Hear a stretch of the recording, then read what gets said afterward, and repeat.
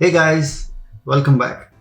This is a Filipino coconut milk cake had during Christmas. It is a sweet, savory combination. Nothing unusual about that, but what is unusual is that it has shredded cheese and boiled egg on the top. And that is where the savory bit comes in. But I have given it a twist and instead topped it with coconut milk and sugar reduced sauce and then flash grilled the cake to give it a glaze. I've also used a cast iron skillet to mimic the traditional way of baking the cake in a terracotta pot wrapped in a banana leaf. So let's get cooking. We start off making the cake by first adding the dry ingredients to the bowl. The first thing to go in is the rice flour. Then goes in the sugar. Now you can use a coconut sugar if you like, it will give a better flavor, but I'm using just a plain white sugar.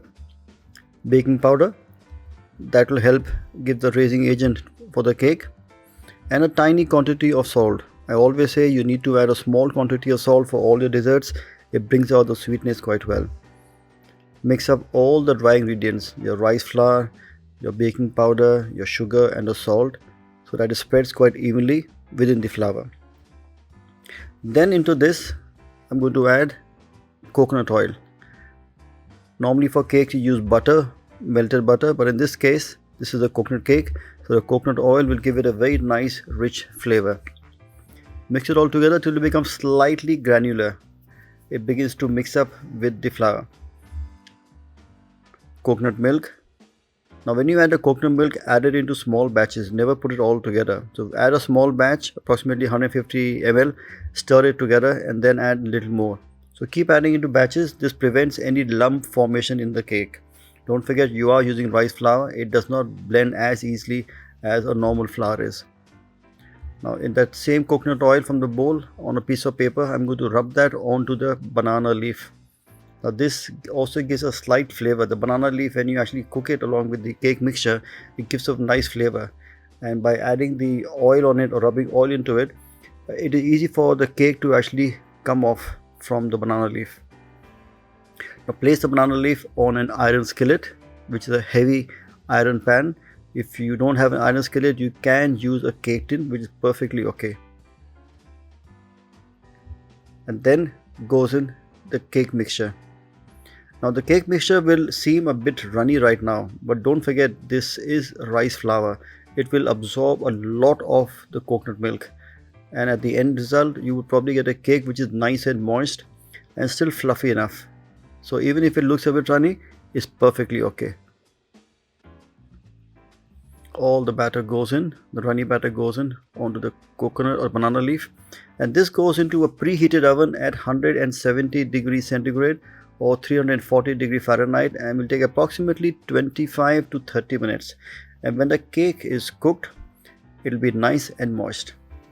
Now for the glaze, add coconut milk into a heavy bottom non-stick pan and warm up the coconut milk. You don't need to boil it very rapidly, just warm it up, reduce the heat and then let it gently simmer. This will take a little while, but you don't need to boil it. If you boil the coconut milk, it will tend to split. So on a very gentle simmer, bring it to a simmer and then add in the sugar. I'm using coconut sugar in this case. You can use white sugar, that's perfectly okay. Reduce the heat and cook the coconut milk down till you get a kind of a glaze, which is like a caramel kind of a glaze, but all the moisture is evaporated. The natural fat and the natural sugars gives it a very nice color. Now once the mixture slightly cooled down, add in the vanilla extract. The vanilla with the coconut gives a very nice flavor to the glaze. The glaze is almost ready. Just stir the vanilla into the reduced coconut milk and sugar mixture. There we have it. Very nice light golden in color. Let's get the cake out from the oven, and as you can see, it's got a very light brown topping on it. And while the cake is still warm, I'm going to rub or apply the glaze on top of the cake.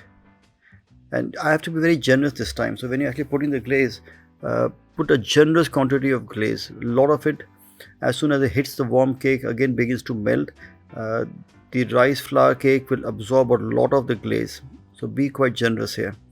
And also because we say glaze is going to go back in the oven, and this goes back into again a hot grill for around 2 to 3 minutes till it becomes nice and brown. And as you can see, it is still bubbling away. And look at the color. Certain parts are slightly charred, but that is perfectly acceptable.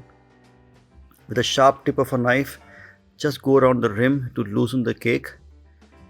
Some of the cake batter would have moved out from the coconut or banana leaf rather, which is perfectly okay. Take it off from the skillet and onto a plate and let it rest for around 4 or 5 minutes to come to slight room temperature. This cake is best had when it is slightly warm. If it does get cold, you can always warm it up. And the best part is, cut it into a nice large wedge and enjoy that with a good cup of tea. I hope you enjoy the recipe. Do try it at home and make sure you leave your comments on the section below. So this is my warm coconut cake. Bon appetit and enjoy.